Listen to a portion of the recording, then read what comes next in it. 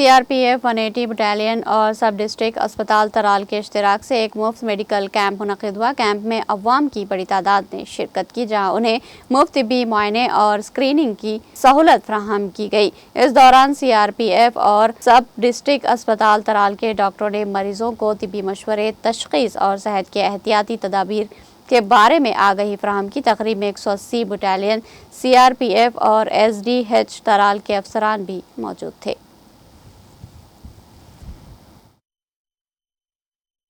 अल्हम्दुलिल्लाह जो आज 180 battalion CRPF camp Tral with the collaboration of block medical officer Tral, जो यहाँ पे आज मेडिकल कैंप हुआ है स्वस्थ नारी स्वस्थ परिवार के अभियान के जो अभी हमारा प्रोग्राम चल रहा था, ये 2 अक्टूबर तक है। आज इन्होंने जो यहाँ पे कैंप ऑर्गेनाइज किया है, इसमें बहुत सारे पेशेंट मुस्तफ़ीद हुए हैं, जिसमें हमारे यहाँ ट्यूबरकुलोसिस स्क्रीन हुई है, एनसीडी की स्क्रीनिंग हुई है, गायनी ओपीडी देखा गया है, उनकी कैंसर स्क्रीनिंग हुई है, सर्विकल कैंसर से बाकी जितने भी है पीडियाट्रिक ओपीडी, मेडिकल ओपीडी, सारा हमने यहाँ पे आज जो ऑर्गेनाइज किया था।